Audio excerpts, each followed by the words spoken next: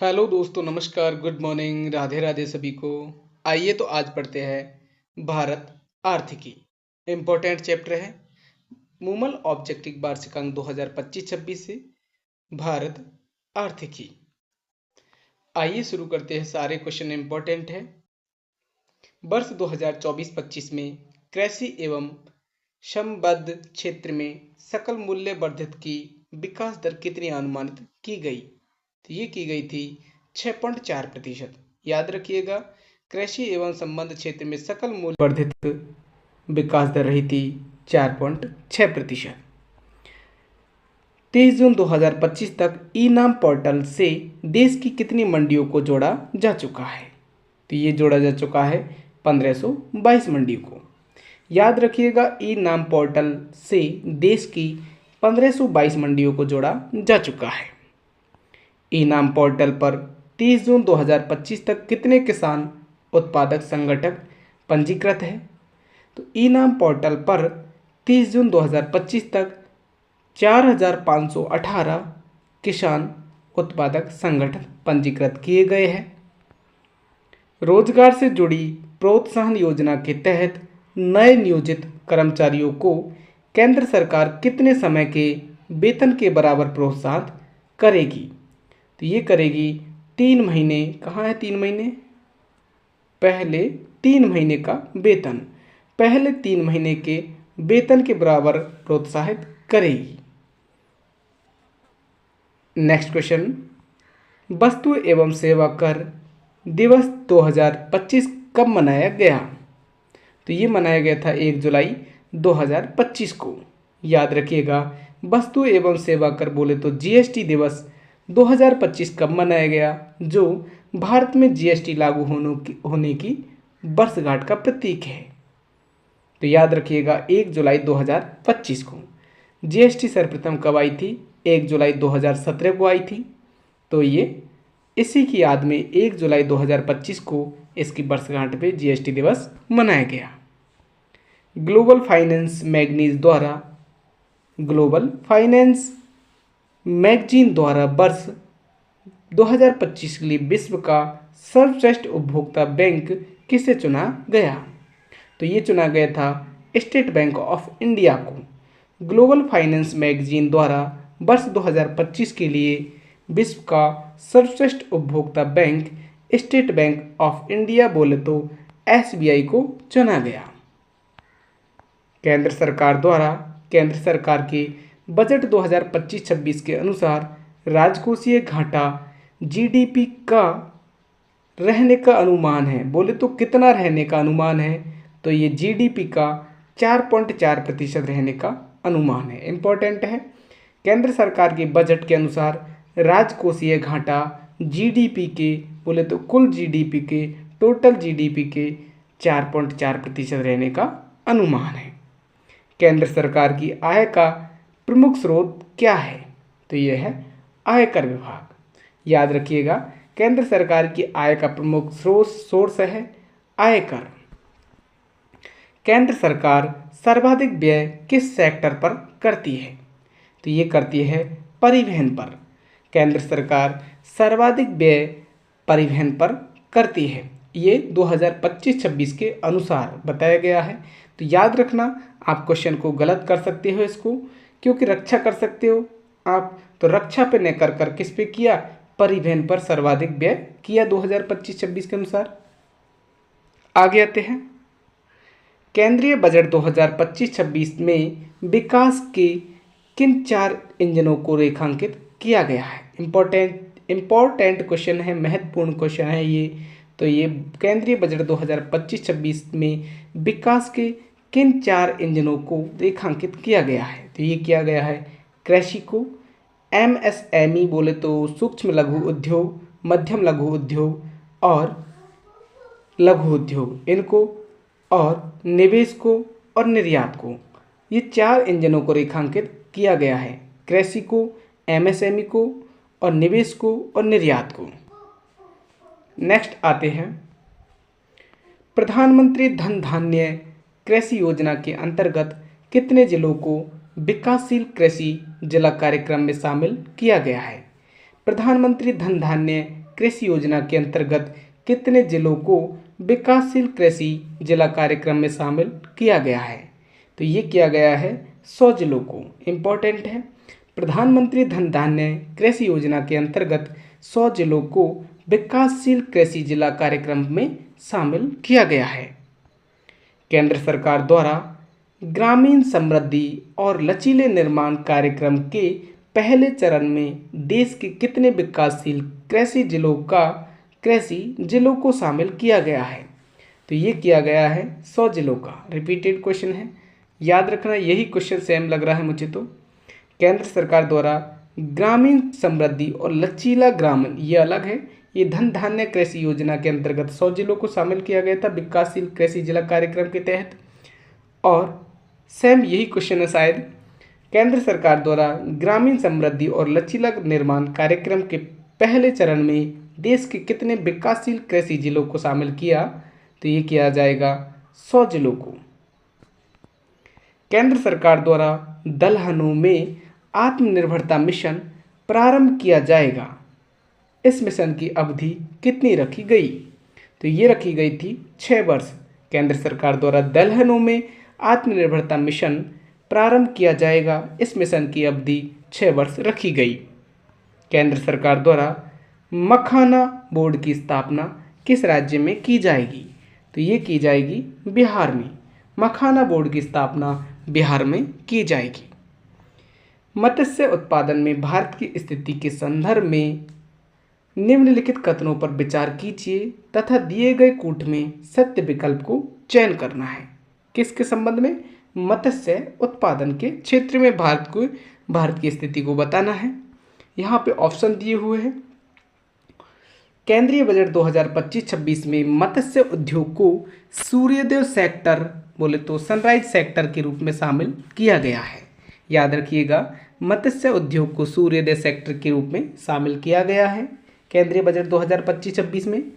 और भारत विश्व का दूसरा सबसे बड़ा मत्स्य उत्पादक देश है, जो वैश्विक उत्पादन का 8% मछली उत्पादन करता है। याद रखिएगा, भारत दूसरे स्थान पे आता है मत्स्य उत्पादन में और पूरे विश्व का 8% मछली उत्पादन करता है। ये पहला आप याद रखिएगा, सूर्योदय सेक्टर के रूप में शामिल किया गया है मत्स्य उद्योग को। केंद्रीय बजट 2025-26 में किस स्थान पर यूरिया संयंत्र स्थापित करने की घोषणा की गई? तो ये की गई थी नामरूप। केंद्र सरकार 2025-26 में नामरूप स्थान पर यूरिया संयंत्र स्थापित करने की घोषणा की। और ये नामरूप कहाँ पे है? असम में है। यहाँ पे यूरिया संयंत्र स्थापित किया जा रहा है। केंद्र सरकार ने बजट 2025-26 में एमएसएमई के मापदंडों में संशोधन का प्रावधान किया और एमएसएमई के नवीन प्रावधानों के अनुसार निम्नलिखित में से कौन सा कथन सत्य है? तो देखिए, अति लघु बोले तो सूक्ष्म उद्योग में 25 करोड़ का निवेश किया जाता है और 10 करोड़ का टर्नओवर हो सकता है। और बिल्कुल सही बात है पहला। तो लघु उद्योग में 25 करोड़ का निवेश किया जा सकता है, बोले तो 25 करोड़ का निवेश किया जाता है और 100 करोड़ का टर्नओवर हो सकता है। बिल्कुल सही बात है, बिल्कुल होता है। और मध्यम उद्योग में 125 करोड़ का निवेश किया जाता है और निवेश टर्नओवर इसका 500 करोड़ का होता है। तो ये तीनों ही सही है। ये इनकी समय सीमा है, बोले तो क्या है? सीमा है, एक क्या है? लिमिट है इनकी। ये अति लघु में क्या है? 2.5 करोड़ निवेश और 10 करोड़ का टर्नओवर। लघु उद्योग में 25 करोड़ निवेश, 100 करोड़ का टर्नओवर। मध्यम उद्योग में 125 करोड़ निवेश और 500 करोड़ का टर्नओवर। केंद्रीय बोले तो यदि देखिए, लघु उद्योग यदि 25 करोड़ का होगा, यदि जो उद्योग 25 करोड़ का होगा उसे लघु उद्योग की श्रेणी में रखा गया, तो इनको इस तरह सीमा में बांधा गया है। केंद्रीय बजट में फोकस उत्पादन स्कीम की घोषणा किस सेक्टर के लिए की गई? तो ये की गई थी फुटवियर और लेदर सेक्टर में। फोकस उत्पाद स्कीम ये फुटवियर और लेदर सेक्टर में की गई। नेक्स्ट क्वेश्चन 19वां, केंद्र सरकार द्वारा किस राज्य में राष्ट्रीय प्रौद्योगिकी उद्यमशीलता और प्रबंध संस्थान पारित किया जाएगा? तो ये किया जाएगा बिहार में। केंद्र सरकार द्वारा किस राज्य में राष्ट्रीय प्रौद्योगिकी उद्यमशीलता और प्रबंध संस्थान स्थापित किया जाएगा? बिहार में। मेक इन इंडिया को आगे बढ़ाने के उद्देश्य से लघु, मध्यम और बड़े उद्योगों को शामिल करते हुए केंद्र सरकार द्वारा किस मिशन की घोषणा की गई? तो ये की गई थी राष्ट्रीय विनिर्माण मिशन की। राष्ट्रीय विनिर्माण मिशन की घोषणा की गई मेक इन इंडिया को आगे बढ़ाने के लिए।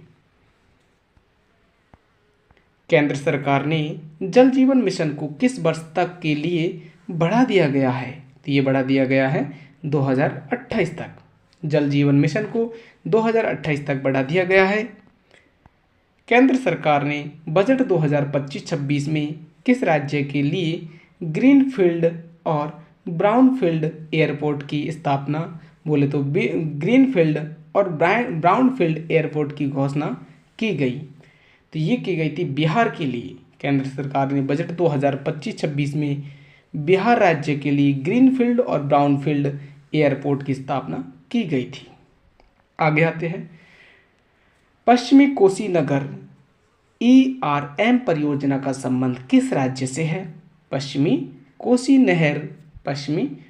नहर ERM परियोजना का संबंध बिहार से है।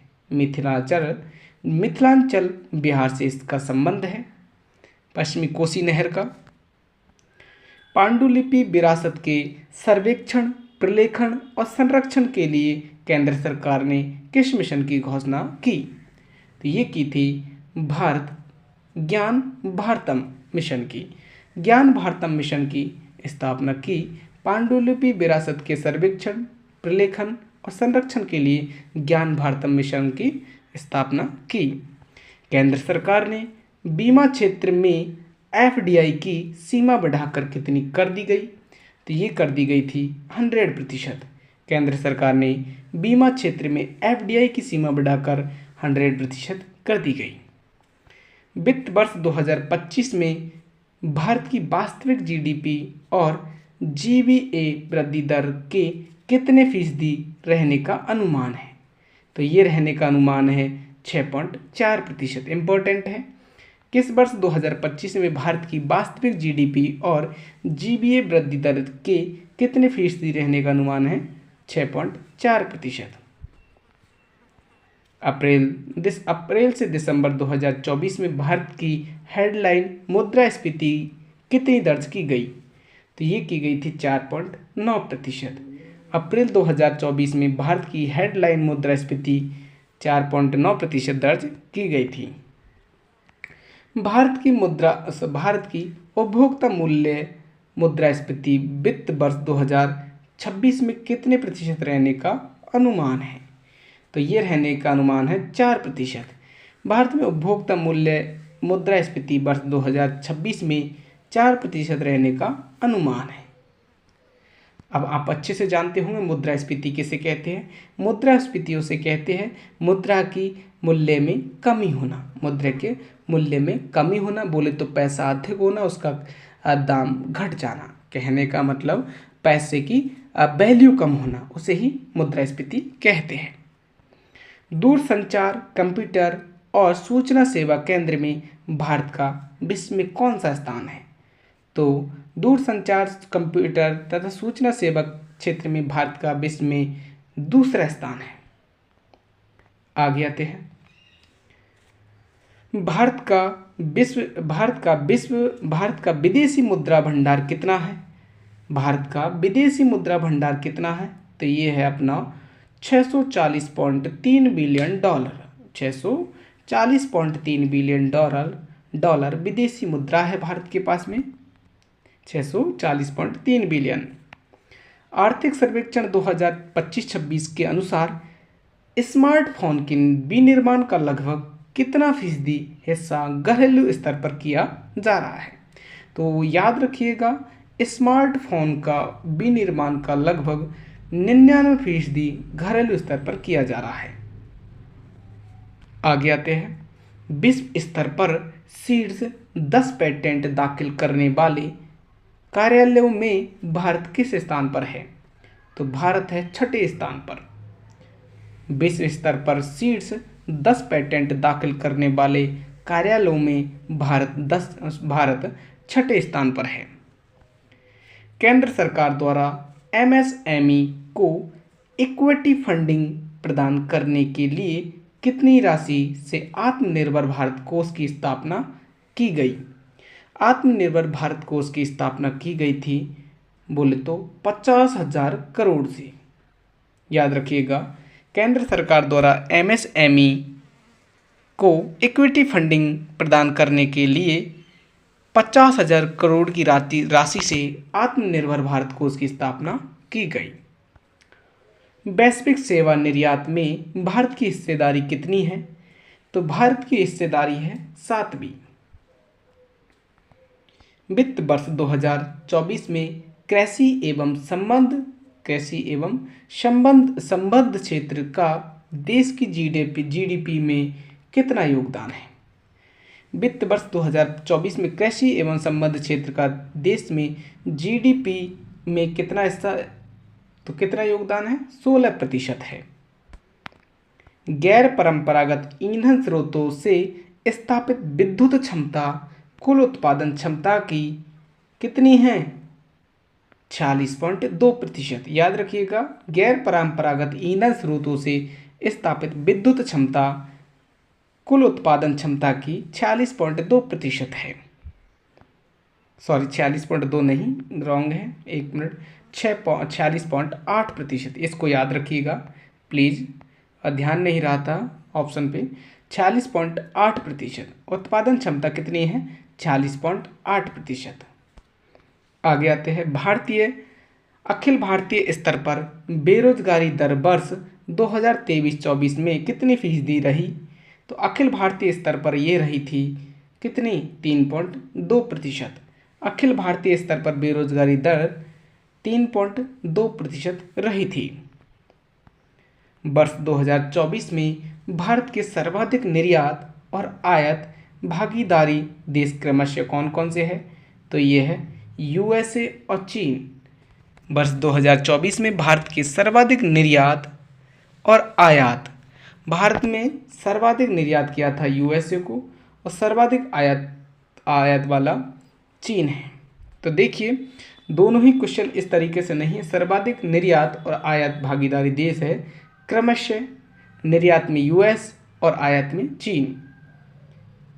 आगे आते हैं, वर्ष 2024 में अखिल भारतीय स्तर पर लगभग कितने LMT पहुंचना अनुमानित है? तो देखिए, अखिल भारतीय स्तर पर लगभग कितने LMT पहुंचना अनुमानित है? तो ये है 1600 बोले तो 1647.05 LMT पहुंचना अनुमानित है। आगे आते हैं, स्वच्छ भारत मिशन फेज 2 चल रहा है। स्वच्छ भारत मिशन के तहत वर्ष 2024 में ODF प्लस घोषित किए गए गांवों की संख्या कितनी है? तो ये है 1.52 लाख। स्वच्छ भारत मिशन के तहत वर्ष 2024 में ODF प्लस घोषित किए गए गांवों की संख्या है 1.92 लाख। कितने हैं? 1.92 लाख। कहीं गलती हो तो माफ़ करना उसके लिए। आगे आते हैं, आगे अपना हाल ही में आयोजित प्रतियोगिता परीक्षाओं के करंट अफेयर्स, जो हमारी प्रतियोगिता परीक्षाओं में एग्ज़ाम लग चुकी है उनमें आए हुए क्वेश्चन है ये। देखिए 13/7/2025। यदि ये आपको चाहिए तो PDF चाहिए तो PDF का नंबर आपको मैं PDF के लिए मैं आपको बोल चुका हूँ 9664430308 पर आप मैसेज कर सकते हो, WhatsApp message, only for WhatsApp message. और लगभग इसका शुल्क आपको मैंने बता ही रखा है, लगभग 8 रुपये होगा। चलो दोस्तों, मिलते हैं अगली वीडियो में। यदि ये चाहिए तो आपको मैसेज कर देना है, कंप्लीट बढ़ा दी जाएगी। कितने क्वेश्चन है इसके? इसके क्वेश्चन लगभग ज़्यादा तो नहीं है, खैर 155 क्वेश्चन है मात्र। कितने? 155 क्वेश्चन है मात्र। कहने का मतलब 1 घंटे में कंप्लीट हो सकती है ये वीडियो। तो यदि आपको ये भी चाहिए तो एक बार कमेंट बॉक्स में कमेंट ज़रूर करें।